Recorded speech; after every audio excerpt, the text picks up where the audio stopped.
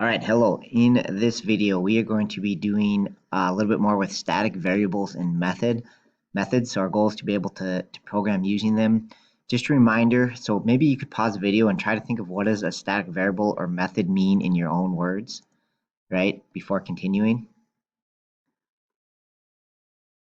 All right, so as a review, right, a static variable, I guess we could do that, is a variable associated with the class, not a specific object.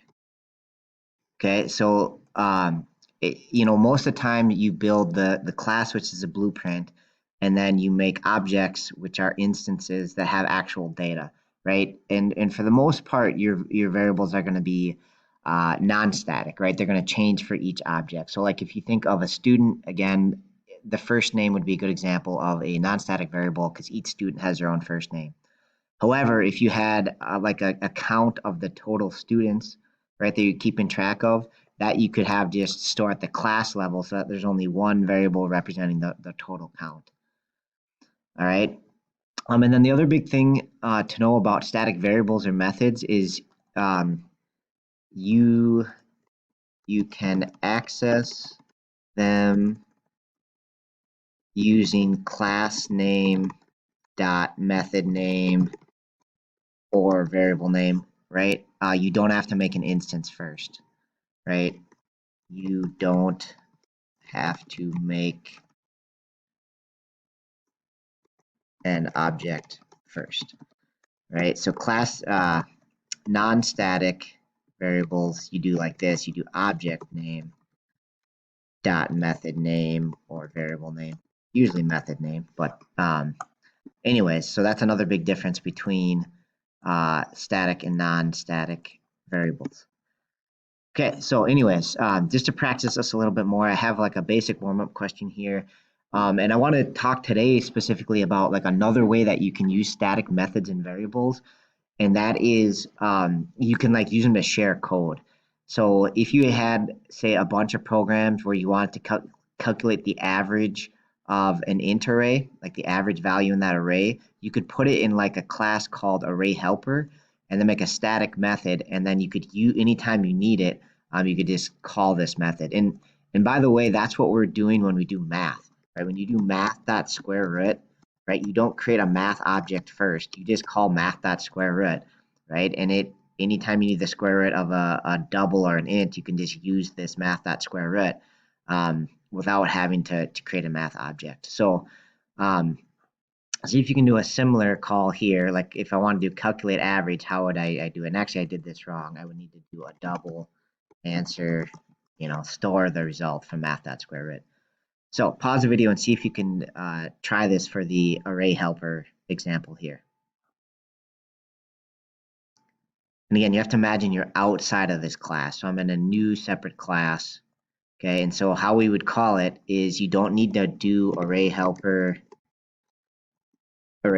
equals new array helper, right? That's how you do it for a non-static, but for static, you would just do, so the average is a double here. So I would do double average, and then I would just call the method by doing class name dot method name. So I do calculate average, right? And then I would need to pass in an array, which maybe you already created, or you could just create it on the fly. We could do an array right here. 5, 6, 5, 5, 7, 12, 8, right? So we could do it that way. That'd be a little bit weird, but basically you just pass in an array, it does the average and then returns it, right? And again, you can anytime, so the whole point of this is anytime you needed to calculate the average of an int array, you could just call this method, right? And you could start to build an array helper, just like math has a whole bunch of they must have like hundreds of them in math. You could build a bunch here, one that does the average of some doubles, one that does the average taking out the highest score, right? You can pick a bunch of, I call them like helper methods, and then you can use them throughout the rest of your programs, just like you do with math. Okay, so to practice this, I have one example for you, right? And so what you're going to need to do this is if you look in today's folder, you'll find some files, right? Some starter code. So we've got league example. No, I don't know why. This should say league helper. So that's going to have all like the helper methods. All right. And then you're going to have football league, basketball league. And so you want to make a little package like this in Eclipse inside of your Chapter 8 programs. All right. And then there are directions here. I'll put these directions out there if you ever want to read these. They got kind of step-by-step directions, coding steps here. All right. But I'm also going to kind of walk you through them in this video. So you can kind of either read them if you want, or, you know, use the written notes as kind of a backup if you want.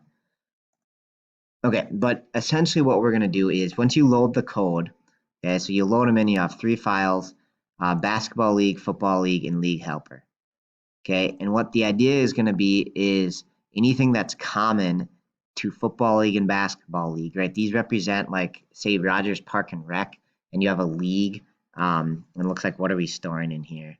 Oh, we have like the points for each team, right? And then we can find, looks like we find the max of some of their points, right? In football league, looks similar. We've got an array of points, right? We've got an org name where Rogers Park and Rec, we got a year, which I should probably update, but we'll just leave it as 2018 for now.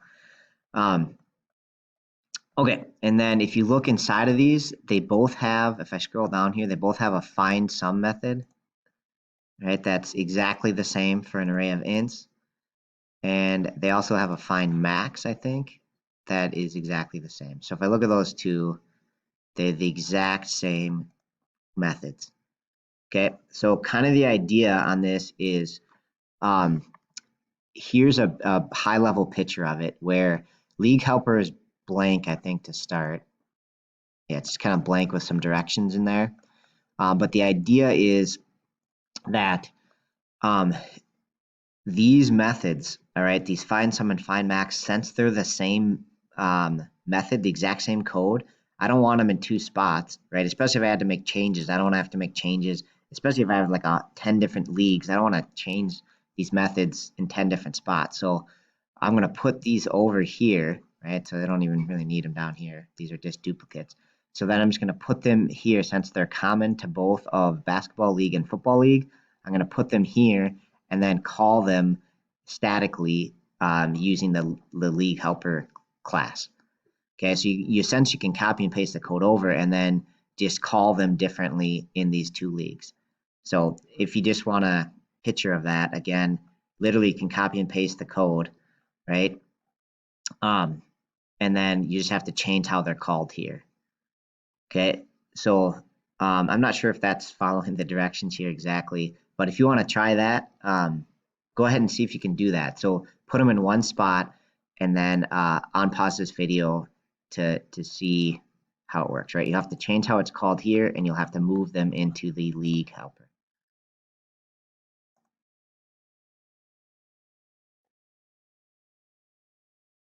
All right, so hopefully I had a chance to try it. So I'm going to take out this find sum. So I'm just going to cut it out of there and I'm going to put it in league helper. All right, and then I'm going to go back here and I'm also going to cut out find max. You can use either one of basketball league or football league. Since they're exactly the same, I'm just going to paste it in there. So it'll find the sum and find the max of an array of ints. Okay, and then I'm going to take them out of football league. Zoop. All right, because I don't need them. I'm going to use them. I'm going to reference them using league helper. Okay, so right now it'll complain that it doesn't have a find max and find sum. Okay, so I'm just going to call them now using league helper. And again, I don't have to make an instance of it because it's static. I should just be able to call league helper dot, right, find sum. It's actually not working right now. So I'm going to see if you can spot what is my problem. I'm trying to call find sum from league helper now. Right? So if you haven't figured it out yet, the problem is these are private. And private, again, means they can only be used inside of the class that they're in. So I just need to make them public methods. And then I should be able to access them in this static way like that.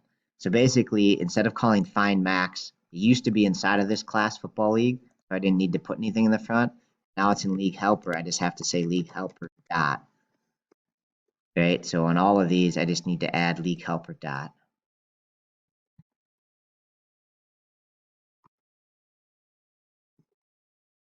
All right. So it's a little bit repetitive, but I'm just going to copy and paste.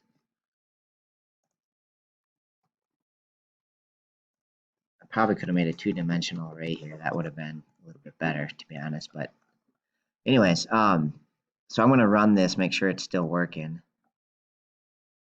All right, I should have ran it at the beginning to check, but it looks like it's still working okay.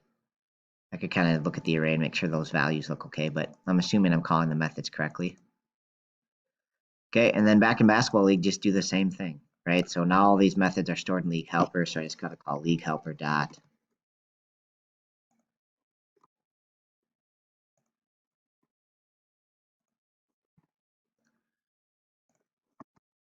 Sorry for the time-consuming part of this, but I'm going to run this one. I'm going to run my Basketball League, make sure it's still working too.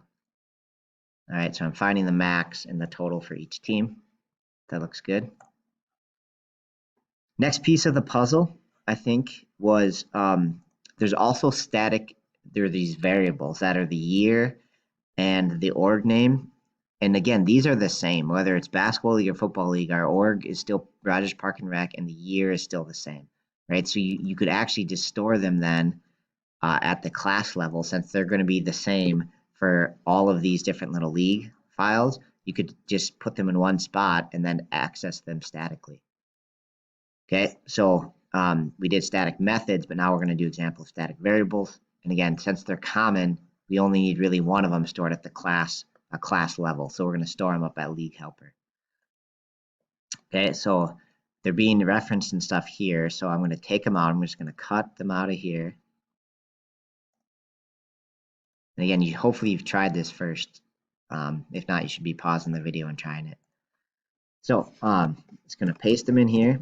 And then I'm going to have to add public and static so that they can be accessed in a static way and outside of this class. Right? And then back in Basketball League where it's complaining, now I just have to say, well, org name I'm taking from league helper dot org name. You can actually see them show up right there. And then this would be league helper year. That's it. Okay, and so now I can make those same changes in Football League. All right, so I can take them out and then just do league helper dot, whoops, league helper dot.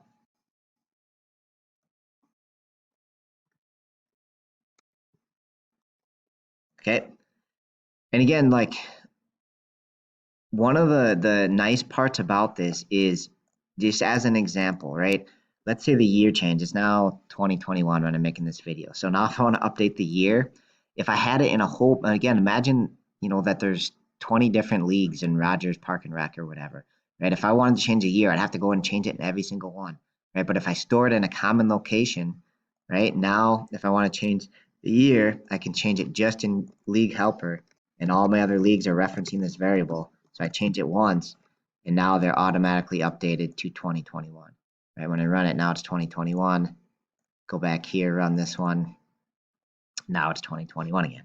Okay, so changing it one spot is much preferable than changing it 10 different times. All right, I think I'm out of time. There was one more part, I believe. I should look back at my actual directions here. All right, and we're going to use a new method that calculates the average score.